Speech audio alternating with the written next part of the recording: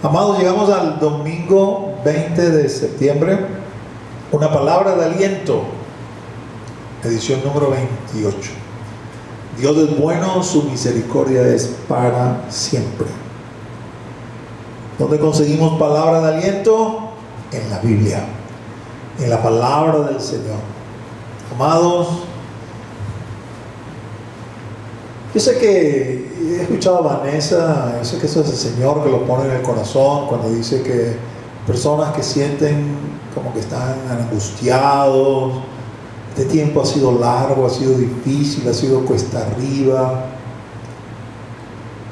Consigo que uno cuando va a la palabra logra alentarse, logra cobrar aliento. Cuando vas a ver, examinar la vida de otros hermanos, no de otros hermanos, vamos a hablar en términos humanos, permítame un momento de locura, que están mejor que nosotros, sino otros hermanos vamos a decir que están peor que nosotros, y de alguna manera conseguimos, vemos, sabemos, entendemos que están firmes, que están gozosos, entendemos que ese mismo Dios que les ayudó a ellos también nos ayuda a nosotros. Y parte de un testimonio, no te lo voy a contar todo, voy a contar solamente una pequeña partecita de un hombre, un misionero norteamericano que fue a China recientemente, antes de la pandemia. Justo en la zona ahí de Wuhan estuvo este misionero y tuvo la oportunidad de enseñar, ¿no? Y era un grupo de unas 20 personas aproximadamente, de hermanos, toda una estrategia, todo un protocolo para poderse reunir esa cantidad de personas sin que las autoridades sospecharan, ¿no? Él no trajo suficientes Biblias para todos.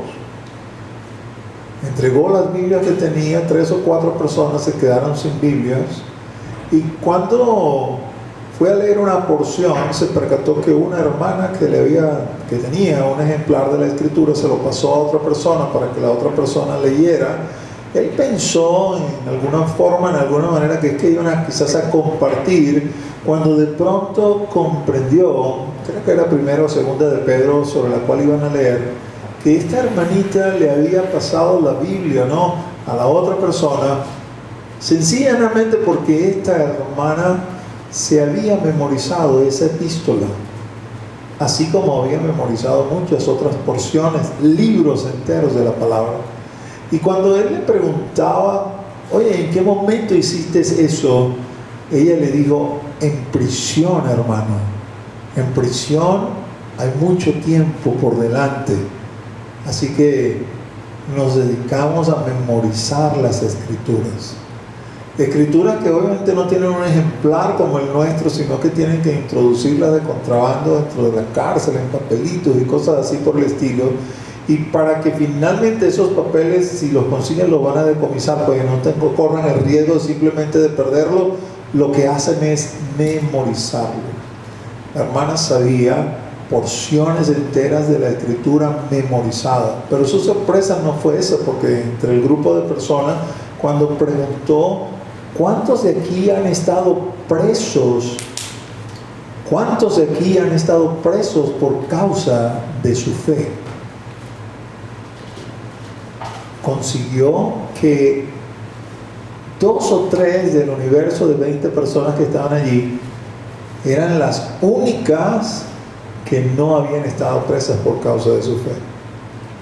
Y sin embargo, el fervor, el deseo, el ánimo de estos hermanos era altamente contagioso. Una palabra de aliento, la palabra de Dios, está siendo probado, está siendo moldeado.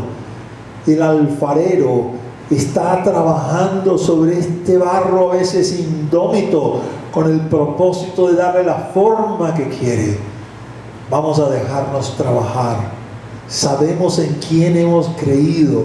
Exclamemos como Job, aunque él me matare, en él yo confiaré.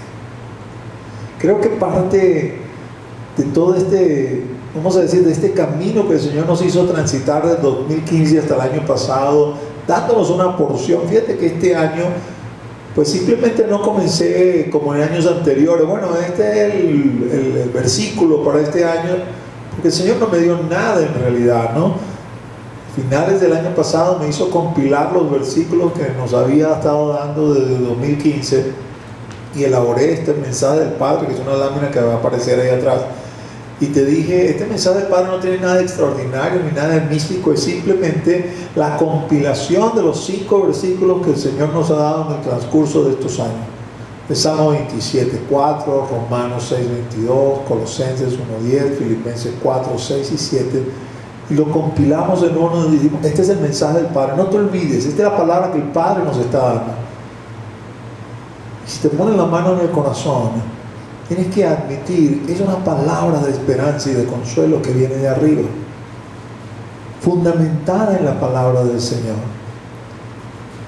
Y por eso todos los domingos te lo estoy presentando, porque yo sé, mira, no estamos literalmente en prisión. La prisión es muchísimo peor, pero mira, un día se parece a otro día, como que todo fuera igual. Las horas pasan y cuando vienes a ver otra vez está de noche, no sabes cómo pasó todo el día, sientes que quizás eres improductivo y sientes como que wow, todo el tiempo aquí metido, quiero salir de casa, y cuando sales tienes que regresar, el temor, el virus, se murió fulano, sultano. Es una vida quizás hasta de poco de zozobra, de angustia, no consigo la medicina, la comida, etcétera, etcétera. Tengo que ir y refugiarme en la palabra.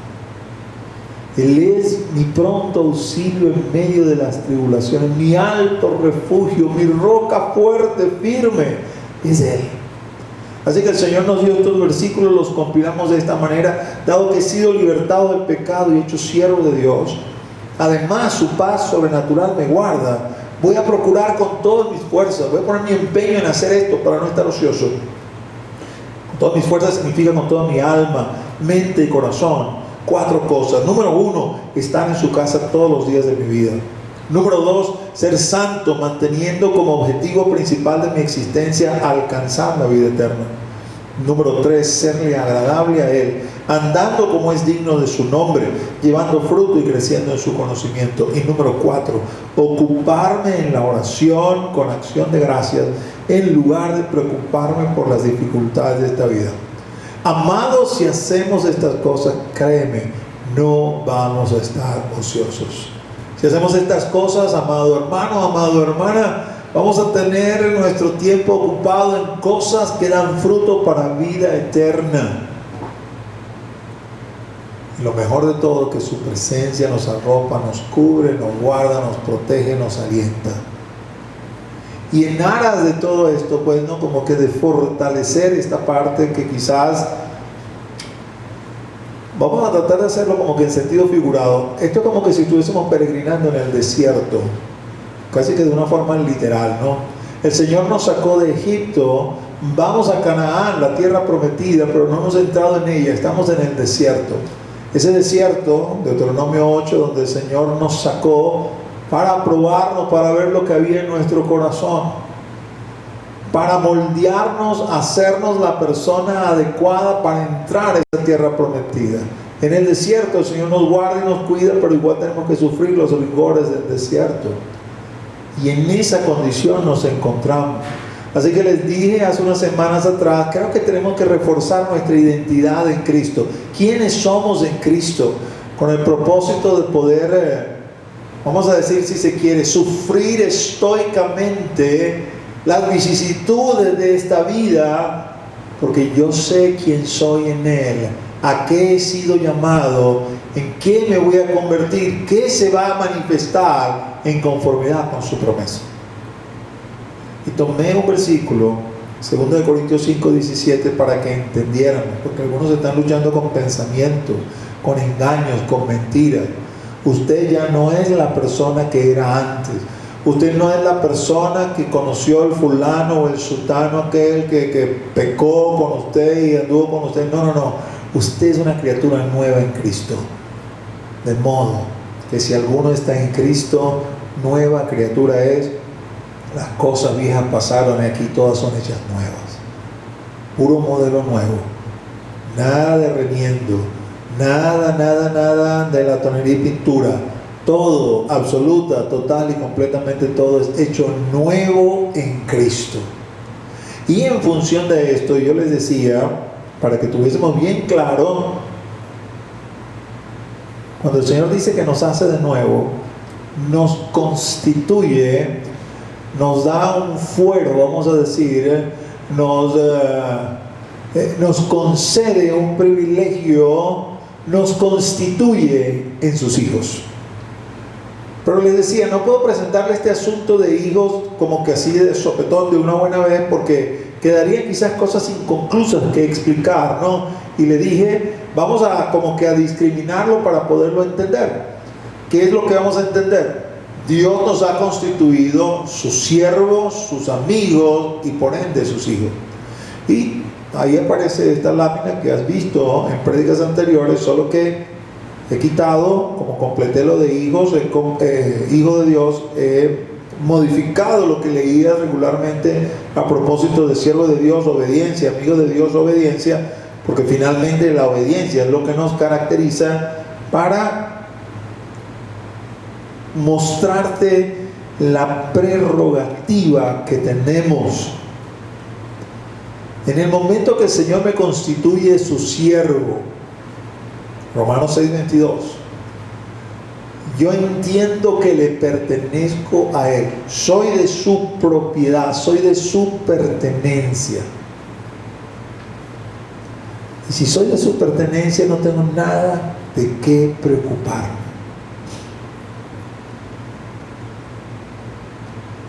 Hay himnos que fueron compuestos con el propósito de que no olvidáramos esto.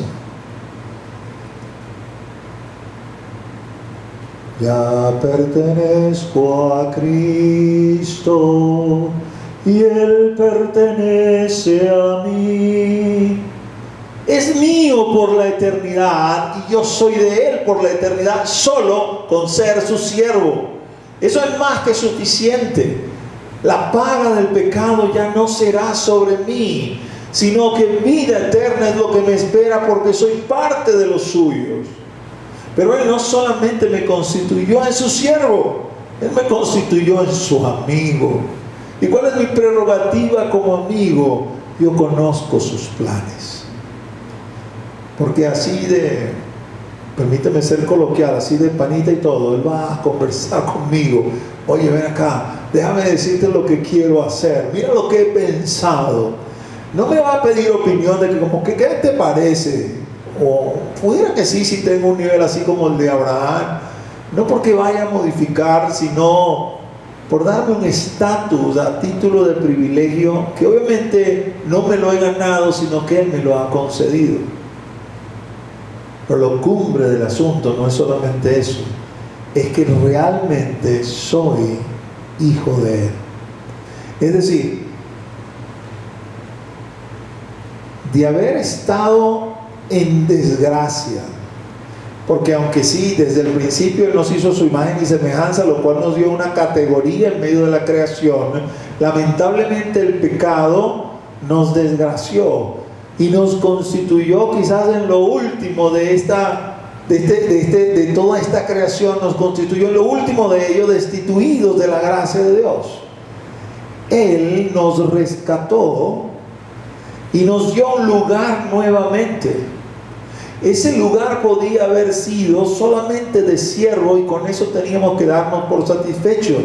Como bien el hijo pródigo lo entiende y dice, voy a regresar a casa de papá y con que me haga uno de sus siervos, con eso tengo. Pero no, papá ha pensado, no te voy a hacer uno de mis siervos, te voy a hacer uno de mis hijos. Es decir, de estar en lo profundo, en lo último, el Señor de allí nos sacó y nos colocó en el primer lugar. Es así como porque entiendo que a veces es difícil cuando no lo experimentas en vida, ¿no? Cuando no tienes quizás una experiencia de vida para entender ese cambio radical, ¿no? Pero cuando vas a la Escritura tratando de buscar ejemplos de la Escritura, Eso es como Mefiboset, ¿no? El hijo lisiado de Jonatán, escondido en un poblado allá llamado Lodebar, viviendo prácticamente como un mendigo, después de haber sido parte de la nobleza, nieto de Saúl. Y entonces un buen día el rey David, ya establecido como señor y dueño de Israel, queriendo hacer restitución y justicia a la casa de Jonatán, mandó a llamar a Mefiboset. Y yo me imagino ese día que llegaron allá, Mefiboset, ese lisiado quizás ahí pidiendo limosna, tirado en una calle porque ni siquiera podía caminar, y el vocero del rey se le presenta y le dice: vienes conmigo, el rey te mandó a llamar. El rey nos ha mandado a llamar, el rey es nuestro padre. Y viniendo a su presencia, quizás asustado, Mefiboset seguramente venía asustado: soy el último de los descendientes de Saúl, seguro que me va a mandar a liquidar. No, le dijo Mefiboset, tus días de miseria se terminaron. Ahora te vas a sentar a la mesa del rey y vas a comer con los hijos del rey. Así hizo el Señor con nosotros. Y en esa condición de hijos somos herederos. Herederos, establecimos en la prédica la semana pasada, significa que el reino es nuestro. No teman manada pequeña, al Padre les ha placido daros el reino. ¿Y qué vamos a hacer dentro del reino, el reino que nos pertenece? Cuando el apóstol Juan se expresa a propósito de esto en Apocalipsis, dice que Él nos ha constituido reyes y sacerdotes. Siervo de Dios le pertenezco. Amigo de Dios, conozco sus planes. Hijo de Dios, soy rey y sacerdote. Naturalmente, cuando pensamos en esto de ser rey y sacerdote,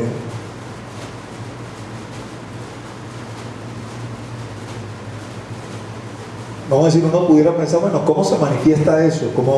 Explícame quizás un poco más acerca de esto para poder entender. Porque la verdad es que me veo y puedo quizás decir de mí mismo: oye, yo me examino y pudiera quizás decir, con el perdón de Dios: oye, yo no me veo de rey y sacerdote, no me veo absolutamente nada, ni un pelo. Y lo que quisiera enfatizar el día de hoy es esta parte del sacerdote, ¿no? Porque en cuanto a la condición de rey, que podemos, poniéndolo en términos humanos, como decir autoridad política, autoridad de gobierno, creo en lo personal que el ejecútese de esto lo vamos a ver en el tiempo del milenio. Es decir, una vez que nuestro Señor Jesucristo regrese, retorne visiblemente sobre la faz de la tierra para reclamar el trono de David su padre y cumplir en sí mismo las promesas hechas al pueblo de Israel, nosotros, la iglesia, una vez resucitados y hechos manifiestos así como Él se ha manifestado, entonces seremos colocados de parte del Señor en posiciones de gobierno en función de la estructura que Él va a dar en el milenio, pues a todo el desarrollo de este tiempo, y nosotros, la iglesia, vamos a estar allí ejerciendo esa autoridad junto con Él. Pero ¿qué pasa acerca del sacerdote, del sacerdocio? La verdad, mis amados hermanos, es que el rol del sacerdote no tenemos que esperar el milenio para ejercerlo. De hecho, creo que el rol del sacerdote es algo que debemos ejercer aquí y ahora. El sacerdote es uno que le da la cara a los hombres de parte de Dios y que le da la cara a Dios de parte de los hombres. Nosotros tenemos una idea, vamos a decir quizás sesgada, de lo que es el rol sacerdotal por nuestro entorno cultural. Pero la verdad es que cuando vamos a la Escritura es donde podemos comprender con precisión ¿A qué se refiere el Señor cuando habla de sacerdotes? Y si somos objetivos, entendemos que el rol sacerdotal dentro de la iglesia no es exclusivo de algunos hombres, sino que toda la iglesia del Señor, hombres y mujeres por igual, han sido constituidos sacerdotes del Dios Altísimo. En términos estrictamente bíblicos, cuando nosotros comparamos Antiguo y Nuevo Testamento, la figura del sacerdote como un rol, como un ejercicio, como ese hombre que está dándole la cara a los hombres de parte de Dios y a Dios de parte de los hombres, haciendo un trabajo, vamos a decir que en donde él funge como una suerte de mediador, y para que el hombre pueda relacionarse con Dios de alguna forma tiene que atravesar como este canal del sacerdote. Eso solamente lo vemos en el Antiguo Testamento, con el sacerdocio que el Señor instituyó en medio de la nación de Israel, pero no así en el Nuevo Testamento. Ciertamente en el Nuevo Testamento hay la figura de hombres, no mujeres, hombres, ejerciendo ministerios. Los 5 ministerios que habla el Señor en el libro de la carta a los Efesios, ¿no? Los apóstoles, los profetas, los evangelistas, los pastores y los maestros. Pero cuando hablamos del rol como sacerdote, del cual Pedro hace mención, y lo voy a leer más adelante en esta prédica, lo coloca que este rol sacerdotal está disponible y es propio de toda la iglesia, sean hombres o sean mujeres. Hemos comprado la idea, quizás de una forma cultural, por la manera como nos han levantado, de que hay una suerte de división en medio de la iglesia entre dos grupos que hemos llamado clero y laico. No existe tal cosa en la Escritura. Eso no quiere decir que estos ministerios de los cuales he hablado no tengan sus responsabilidades, y pues el apóstol tiene ciertas responsabilidades que no va a ejecutar el evangelista, y el evangelista tiene ciertas responsabilidades que no va a ejecutar el apóstol, y así sucesivamente. Pero eso no significa que se forman como castas en la iglesia a los cuales los otros no tienen acceso. No está esa idea en la Escritura. Por ejemplo, cuando vamos al Antiguo Testamento, nosotros tenemos que hay atribuciones de los sacerdotes. Los sacerdotes ministran en el templo y entran a un lugar llamado lugar santo. Tienen libertad y acceso de ministrar allí en ese lugar, pero este templo tiene a su vez un sector más íntimo, vamos a decir así, que se llama el lugar santísimo, de mayor reverencia, de mayor respeto, al cual el sacerdote común no tiene el acceso, solamente lo tiene el sumo sacerdote y una vez al año. Esta separación de funciones, de atribuciones, estos privilegios otorgados a unos sí y a otros no, son propios del Antiguo Testamento, no del Nuevo Testamento.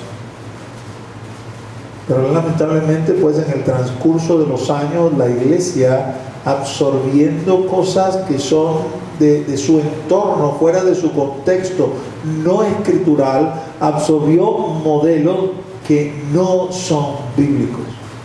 Entonces, cuando a alguien le dice, con el entorno cultural que tenemos, es que somos sacerdotes de Dios, uno se queda así como que ya no entiendo muy bien cómo eso es ser sacerdote, porque pues ni me he preparado para ello, ni uso cuello clerical, y en el caso de ser mujer, dice, pero yo soy mujer, ¿cómo puedo ser sacerdote?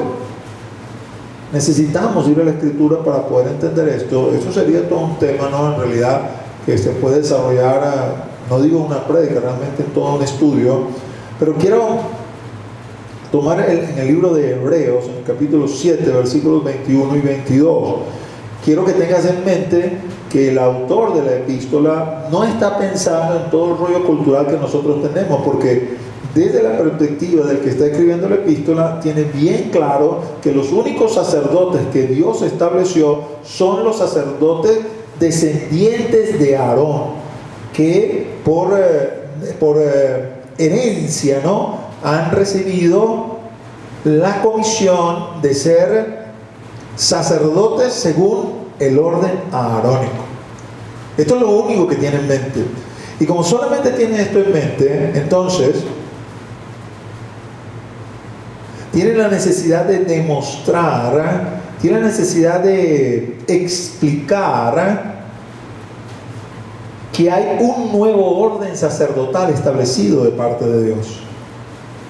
Hebreos 7, 21 y 22: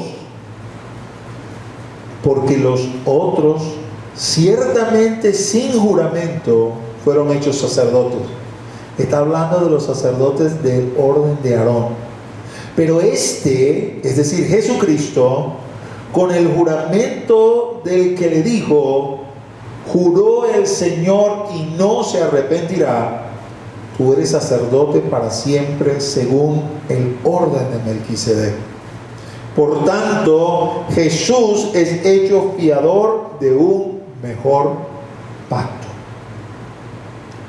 Es decir, aquí el Señor va a explicar, aquí el autor de la epístola va a explicar que Jesús, que era de la tribu de Judá, en sí mismo no podía ser sacerdote según el sacerdocio que había establecido Dios en un principio.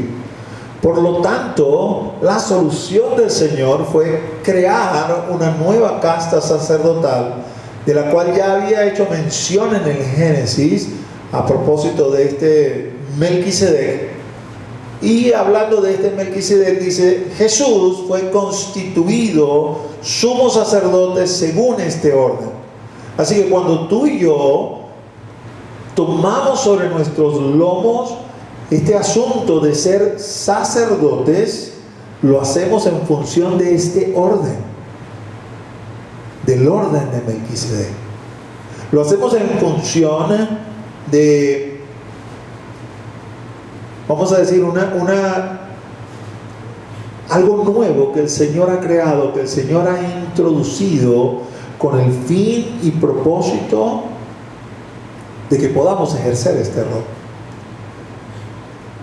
Como te dije, tendría quizás que explicar muchas otras cosas que no quiero introducirlas en esta prédica, porque quiero hacer otro énfasis en esta prédica, pero quiero sí que entiendas: los únicos sacerdotes válidos constituidos de parte de Dios son los que ministran en el templo de Jerusalén, que todavía no existe, que todavía no está, pero que lo van a reconstruir.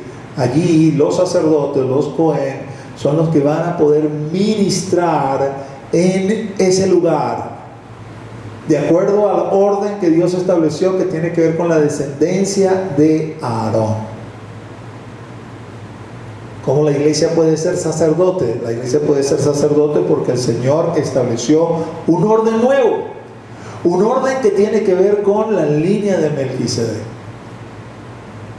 Pero aparte de todo esto, vamos a decir, esto es como que decir toda la parte, no voy a decir la teórica, sino la parte de jurisprudencia. Al Señor no se le escapa absolutamente nada. Cuando nosotros tengamos entendimiento acerca de su plan, vamos a ver cómo completa y totalmente todas las cosas que Dios hizo calzan en su lugar, calzan en su sitio. Todas las cosas que Dios hizo tienen un basamento, no hay fisuras en el plan de Dios. Pero pudiera para nosotros quizás ser como que mucha letra, vamos a decirlo así, no comprenderlo de buenas a primeras, sobre todo si no conocemos el Antiguo Testamento. Hay otro elemento que la Escritura declare que de alguna forma me sirva para yo entender esto que el Señor dice que me ha hecho. Bueno, fíjate lo que dice Efesios capítulo 1. Y mientras vamos buscando en Efesios 1, 13 y 14, creo que la transmisión por Facebook se cayó. Estamos teniendo ahorita problemas técnicos con la transmisión por Facebook, así que si eres tan amable, los que están en Instagram, no sé, quizás de las personas que conoces, enviarles mensajes, si tienen Instagram, que se pasen al Instagram para verlo por allí, hasta que podamos resolverlo de la transmisión por Facebook. Te lo agradezco. para que las personas puedan saber, sepan pues que no hemos dejado de transmitir. Sé que el gran grupo de gente se conecta por el Facebook, pero y también le pido pues a los que están acá, usen sus teléfonos y comiencen a mandar mensajes para que la gente que pueda se mude para Instagram, porque tenemos problemas con el Facebook. Ok, ahora sí, Efesios 1, 13, 14 dice de esta forma: en él también vosotros, habiendo oído la palabra de verdad, el evangelio de vuestra salvación, y habiendo creído en él, fuisteis sellados con el Espíritu Santo de la promesa, que es las arras de nuestra herencia, hasta la redención de la posesión adquirida para alabanza de su gloria. Es decir, mis amados, el Señor nos ha dado el Espíritu Santo, y el Espíritu Santo dentro de nosotros testifica a nuestro espíritu de quiénes somos. El Espíritu Santo en nosotros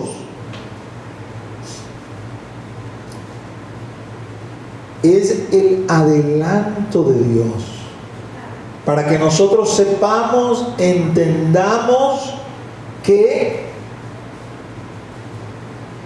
la herencia de la cual Él nos habla, ser constituido reyes y sacerdote, es genuina, es una verdad, es una realidad.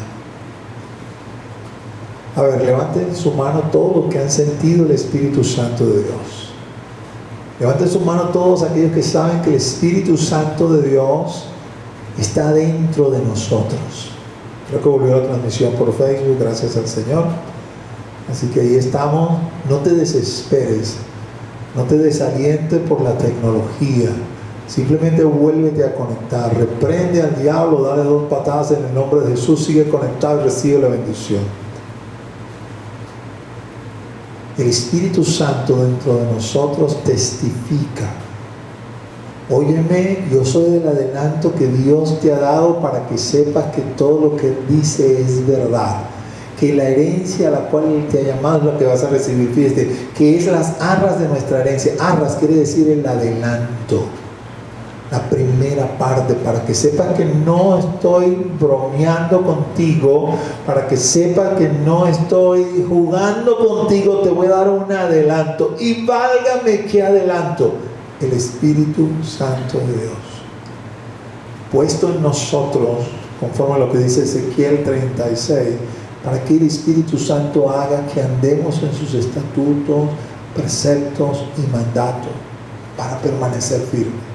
Así que en base a eso, aunque no entienda muy bien toda la parte, vamos a decir, teórica, legal, de cómo es eso que soy sacerdote, que no es así como he escuchado que hay un clero y que hay unos laicos, que no. Aquí todos somos cleros, y es por eso, todos somos sacerdotes conforme a lo que dice la palabra. Aunque no entienda muy bien eso, hay algo que sí entiendo: el Espíritu Santo de Dios está dentro de mí. Y el Espíritu Santo de Dios dentro de mí me testifica de lo que yo soy. Yo sé quién soy yo. ¿Y por qué sé quién soy yo? Porque el Espíritu me da testimonio. Ese acto de transformación genuino, real, del cual yo puedo testificar porque el Espíritu Santo de Dios está dentro de mí. El Espíritu Santo de Dios testifica que yo soy su hijo, conforme a lo que dice Romanos capítulo 8. Ese Espíritu Santo también testifica, dice: todo lo que te ha prometido como herencia es una realidad. Eres rey y sacerdote. Al igual que el sumo sacerdote Jesús, somos reyes, somos sacerdotes según el orden de Melquisedec. Y si somos sacerdotes, entonces estamos capacitados de parte de Dios.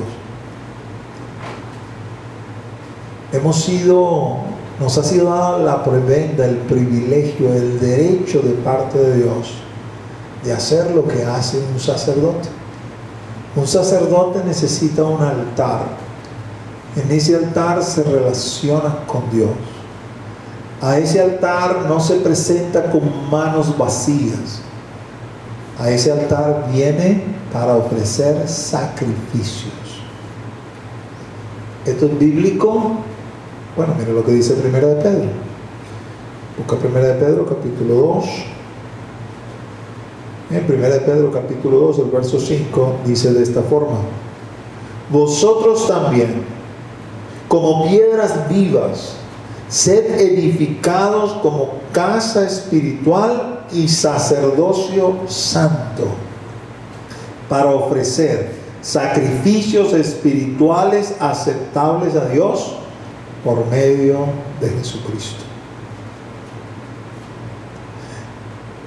Hablándole a toda la iglesia, hombres y mujeres por igual, Pedro le dice a toda la iglesia: vosotros sois sacerdocio santo.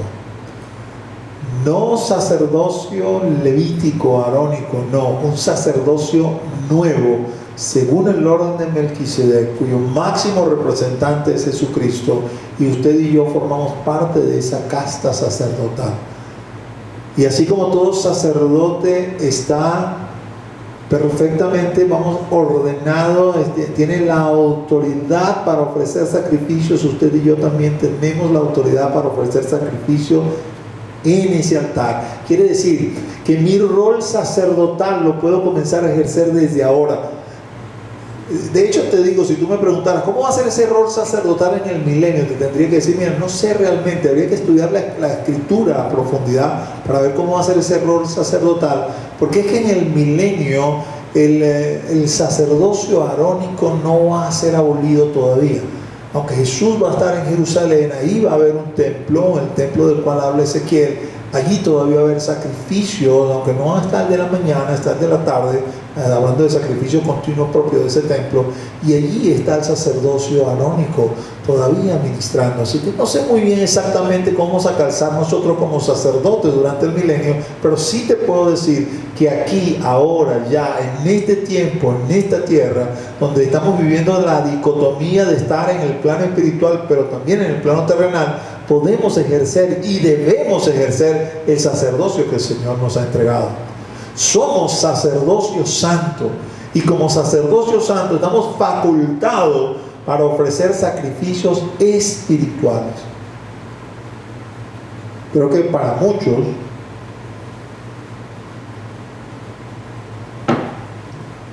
esto es así como un alivio, ¿no?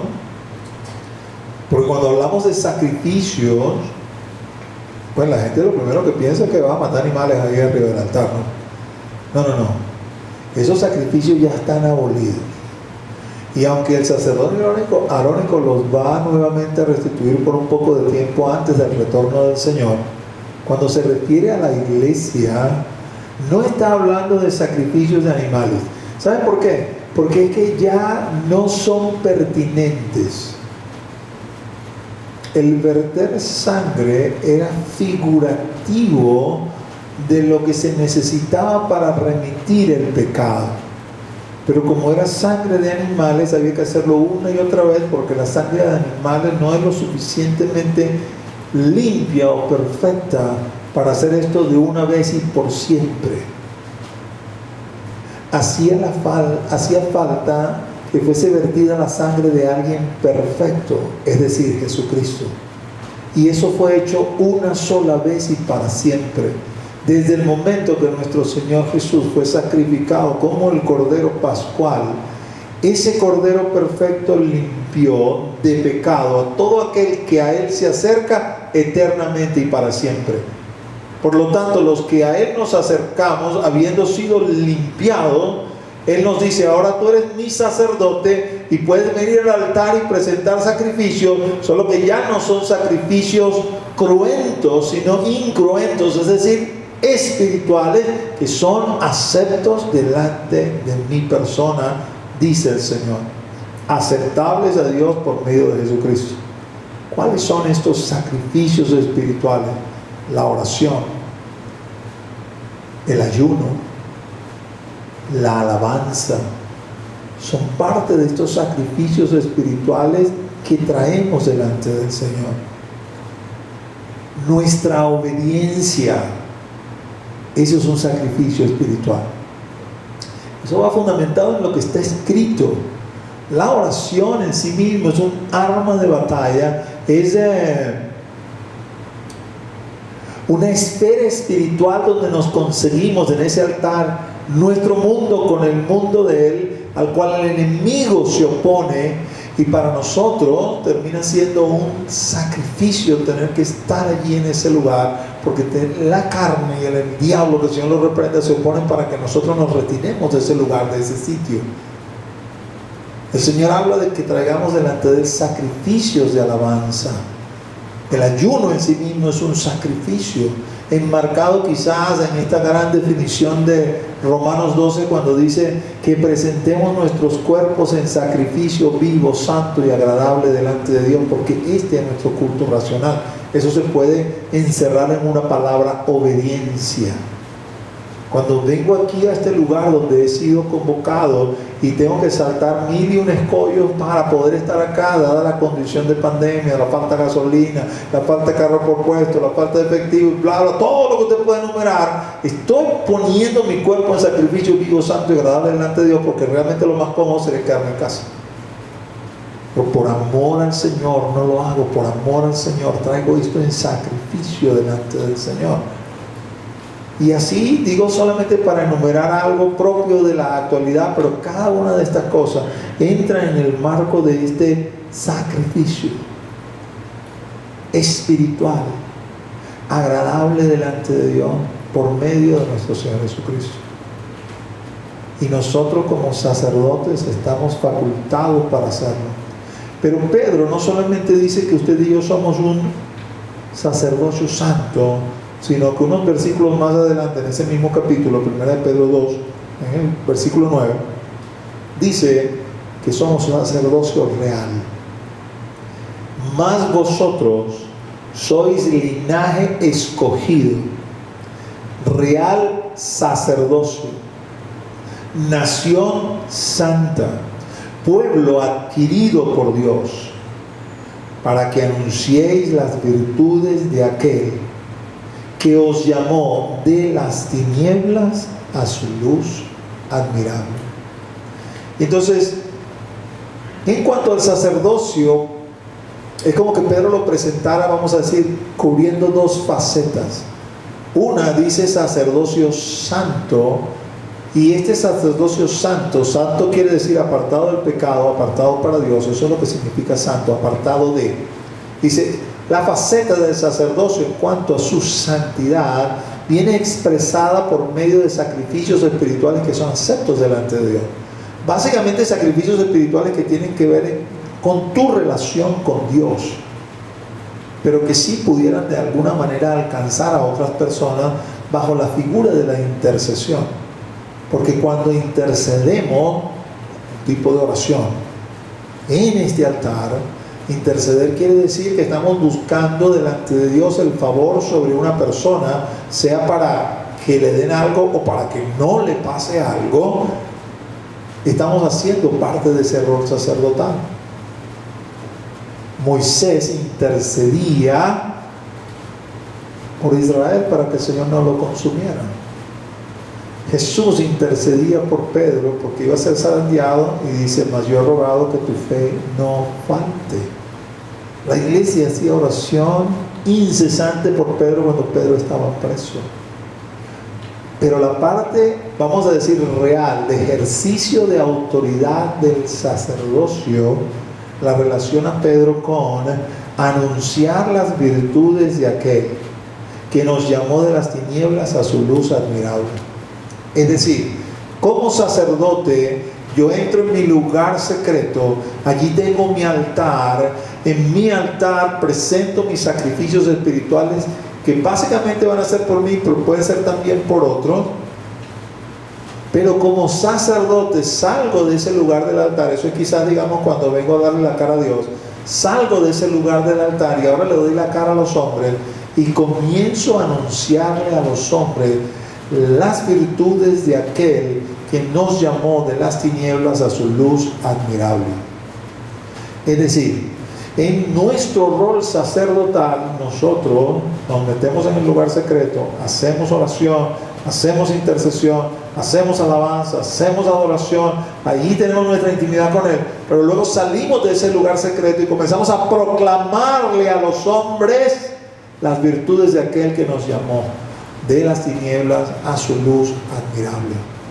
Es decir, en nuestro rol sacerdotal tenemos quizás un rol allí en secreto, calladito, pues, por decirlo así, pero tenemos otro rol donde tenemos que abrir la boca y anunciarles a todo el mundo acerca de Jesús. Porque ¿quién es ese? O acerca de qué virtudes, o las virtudes de quién vamos a hablar. ¿Quién es el que nos llamó de las tinieblas a su luz admirable? Jesucristo nuestro Señor, Yeshua HaMashiach. De Él tenemos que anunciarles virtudes a todo el mundo, a todo aquel que nos quiere escuchar. Abrimos nuestra boca. Habrá algunos que no nos escuchen. ¿Y cuál es el problema? ¿Acaso todos escucharon a Jesús? Y si Jesús es el Señor y el Maestro, es decir, el que lleva la batuta por excelencia, y le pasaron esas cosas, que nos pase a nosotros, ¿somos acaso mayores que Jesús? En absoluto. Así que Jesús marca la pauta, abre la boca, te escuchen o no te escuche, habla, proclama, di, anuncia las virtudes de aquel que nos llamó de las tinieblas a su luz admirable.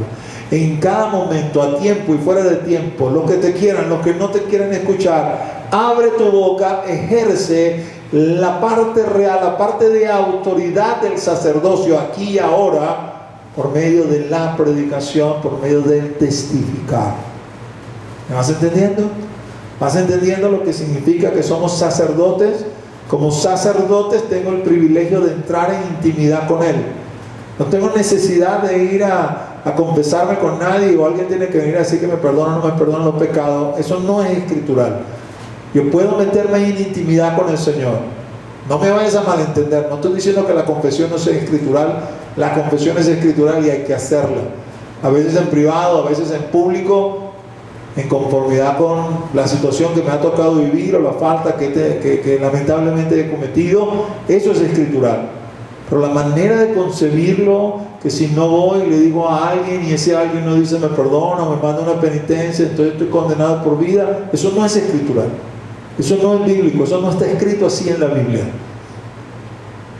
Todos somos sacerdotes y podemos venir, no necesitamos un intermediario para venir delante de Dios. El intermediario es directamente nuestro Señor Jesucristo, nuestro sumo sacerdote. Pero también como sacerdote estoy en la obligación de anunciarle a todos acerca de las virtudes de este Jesucristo, y eso tengo que hacerlo aquí y ahora. Esa es parte del rol que el Señor nos da, que el Señor nos otorga. Así que en consecuencia de todo esto que te estoy explicando, voy a considerar dos cosas. 2 Corintios 7:1.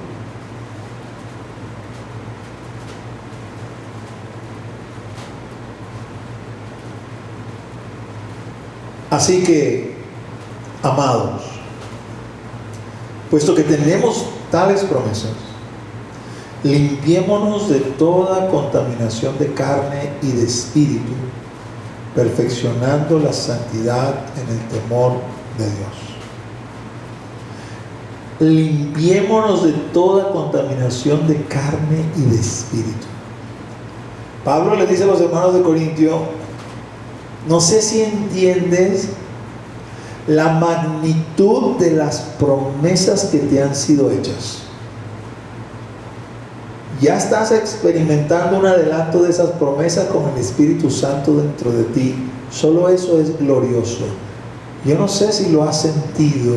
Si eres cristiano genuino, bautizado, arrepentido y convertido, aunque no lo hayas sentido, el Espíritu Santo está dentro de ti. Pero puedes orar y pedirle, Señor, yo quiero sentirlo.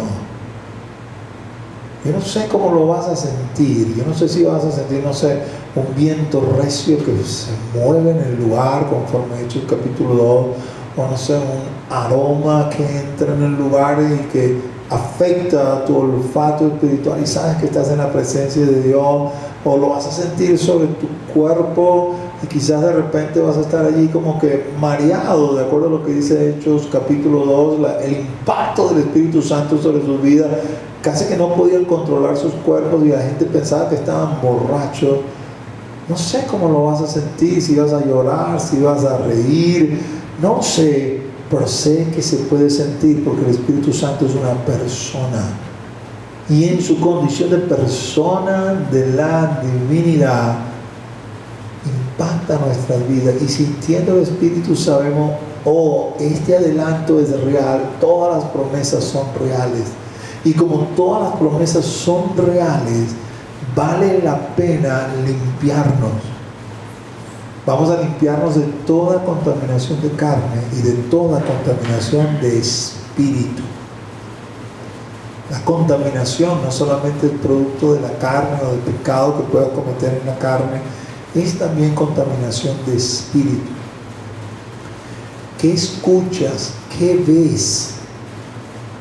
¿Con qué alimentas tu espíritu? Eso te puede contaminar. ¿Sabes? A veces no le damos mucho crédito a las películas que vemos o a la música que escuchamos, pero todo eso impacta nuestro espíritu y lo puede terminar contaminando. Tengo que ser selectivo y cuidadoso con lo que voy a ver y con lo que voy a escuchar. ¿Y por qué? Porque es que tengo unas promesas preciosas que no quiero que para nada se contaminen, no quiero para nada perderlas. No quiero ser un Esaú que cuando tuvo el momento de venir a buscar la bendición de la primogenitura, halló que por haberla despreciado años antes ya no había bendición para él. No. Yo no quiero ser un perdedor, yo quiero ser un ganador. Yo quiero ganar todo lo que Cristo tiene para mí, todo lo que Cristo me ha ofrecido. Quiero alcanzarlo. Quizás sería la palabra más apropiada alcanzarlo que ganarlo, porque Él lo ganó para mí y ahora está ahí a mi alcance. ¿Qué demanda de mí? Límpiate de toda contaminación de carne y de espíritu. Así que como sacerdote santo y real, procuro esto. Abandono la necedad. Me concentro en Él, me dedico a Él. Busco de limpiarme de todo lo que me puede contaminar o de todo lo que me puede ser estorbo. Traigo delante del altar mis anhelos, mis deseos, mis sueños, para que Él los limpie, los purifique y para que me impulse en la dirección que Él quiere de mí. Cualquier sacrificio que me sea demandado, por difícil que sea, será altamente recompensado por nuestro Señor Jesús, llegado el tiempo y llegado el momento. Así que cobra ánimo, vale la pena. Pero no solamente voy a limpiarme de toda contaminación de carne y de espíritu, que de alguna manera pues de nuevo tiene que ver directamente conmigo, sino que también voy a ser un heraldo para otros. Porque así como yo fui movido a decir sí, a desplazarme por el llamado de Él de las tinieblas a su luz admirable, quiero que otros también participen de ese proceso. Y el Espíritu Santo no lo necesita para que nosotros lo hagamos, pero Él quiere que nosotros participemos y entremos en ese proceso. Los músicos pueden pasar. 2 Corintios 5:20 dice: así que somos embajadores en nombre de Cristo, como si Dios rogase por medio de nosotros. Os rogamos en nombre de Cristo, reconciliaos con Dios. Ese es nuestro trabajo, esa es nuestra tarea. Eso es lo que somos. Billy Graham, el gran predicador norteamericano, recientemente partió a estar en la presencia del Señor. Entendió lo que él era. Y cuando personeros políticos de su país vinieron a ofrecerle la candidatura para ser presidente de los Estados Unidos, su respuesta los dejó sin palabras. Porque él les dijo: no está bien que un hombre deje un cargo de mayor nivel para asumir un cargo de menor nivel. Por supuesto, estos hombres se quedaron boquiabiertos. En su mente no había nada en el mundo, al menos, de mayor autoridad, renombre, influencia que ser el presidente de los Estados Unidos. Así que con sorpresa, le preguntaron: ¿y qué podría ser mayor que ser el presidente de los Estados Unidos? Que era lo que le estaban ofreciendo, ¿no? Mira, lánzate para ver si ganas la presidencia. Y tenía un buen chance de ganar, porque era un hombre realmente popular y correcto en los Estados Unidos, bien aceptado, pues, ¿no? Pues y él le respondió: ¿cómo podré yo ser o dejar de ser embajador de Jesucristo sobre la faz de la tierra para simplemente ser el presidente de los Estados Unidos?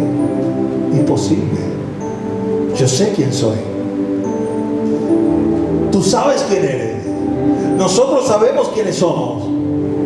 Detentamos en este mundo el cargo de más alto nivel.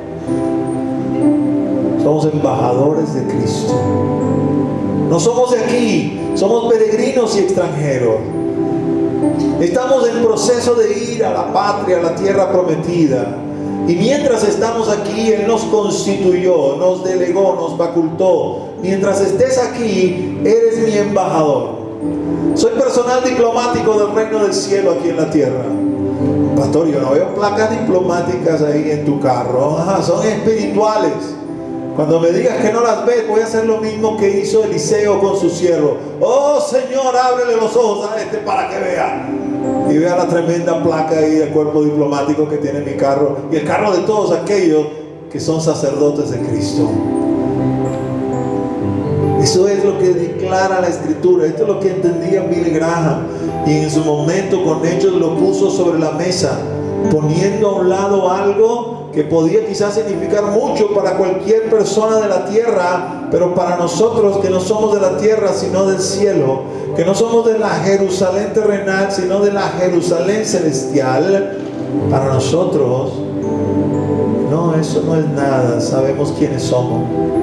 Soy embajador de Cristo sobre la faz de la tierra, y como embajador de Cristo es como que si Dios rogase por medio de nosotros. Le rogamos a la humanidad en nombre de Cristo, reconciliados con Dios. Otro himno también en esa dirección, para los que son así adultos contemporáneos, ¿no? Como yo, lo sabrán, lo conocerán. Reconciliados ya, dice el Señor y Rey, reconciliados hoy con Dios.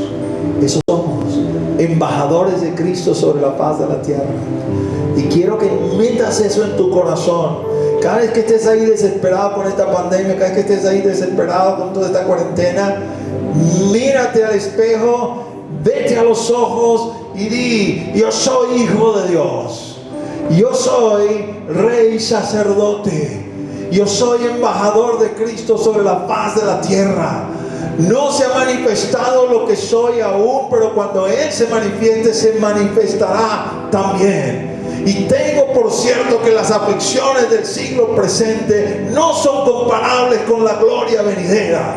Y esta leve tribulación momentánea solamente produce un mayor peso de gloria sobre mi persona cuando se manifieste el que ha de manifestarse, Cristo Jesús.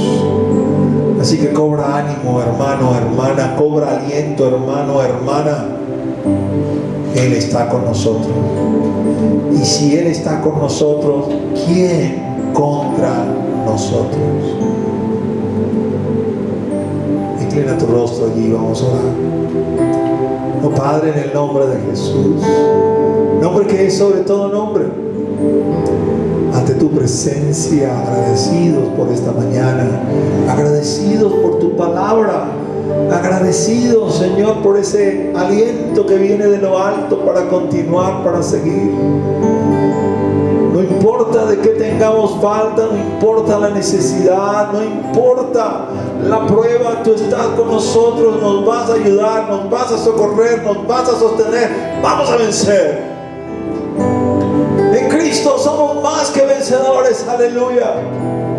Lo creemos, Padre, en el nombre de Jesús. Te lo decimos, te lo declaramos. Tu palabra la traemos delante de ti, la declaramos sabiendo que es una realidad, que es una verdad. No temeré a 10 millones millares que se levanten contra mí, porque tú estás conmigo. Tu vara, tu callado nos infunden aliento. Aleluya, Señor. Así que mi Dios, Señor, elevamos oración. Declaramos hoy en tu presencia: tu victoria es nuestra, Jesús. Tu victoria es nuestra, Jesús. Aliéntanos, anímanos, afírmanos. Da espíritu de sabiduría y de revelación, que esta verdad se meta en nuestra mente, se meta en lo profundo del corazón. Aleluya. Para que seamos sostenidos con esa diestra de justicia. Tú siempre tienes el control, oh Señor, siempre. Ponte de pie, amado hermano y amada hermana. Vamos a adorar al Señor antes de despedir. Aleluya. Todos juntos, vamos.